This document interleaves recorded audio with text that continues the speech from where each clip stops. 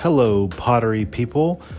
It's your host, Steven Salter, the owner of Salter Pottery, and I'm going to show you how I trim and put on a handle on a coffee mug.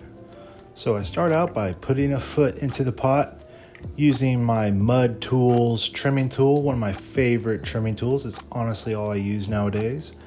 Taking the curved edge into the bottom of the pot and digging out the foot.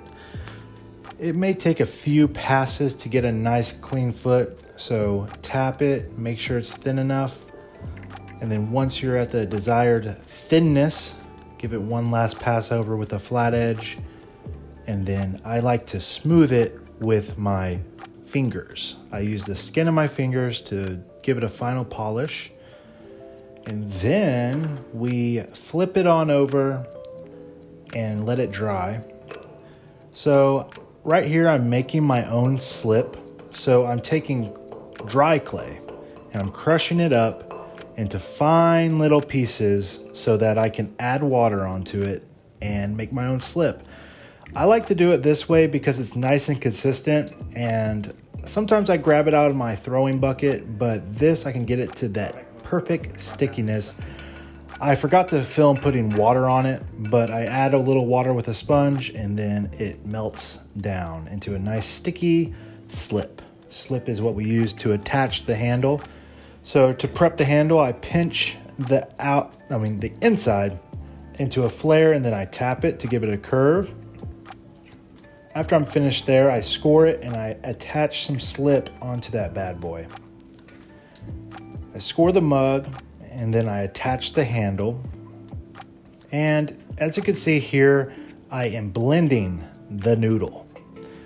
I like to blend it nice and good before I pull the handle, because once you curve the handle and attach it, you don't want to mess with the handle too much. At least I don't like to mess with it too much.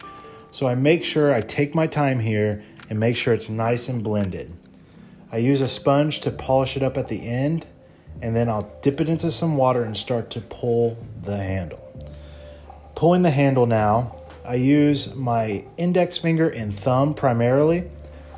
It takes a few passes. This handle actually dried a little too much, so it actually took a little more work. So it's honestly practice. You're not going to have a perfect handle your first go around. It takes some time, and whenever you bend it over, you want to make sure it's all lined, and I like to do a little wipey-do and then a pinchy off and then polish it with a sponge. Again, I'm checking here to make sure everything's nice and good, and I like to use my bare finger to do the final polish because that pushes the grog back down. The sponge will take out the grog, and you just want to make sure you pass over it. And that's about how I trim my mugs and put the handles on. Here's a finished product, a little white with splatter.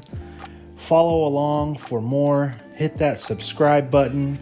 I'll be dropping some more videos soon on tips and tricks on how I make my pots. Peace out.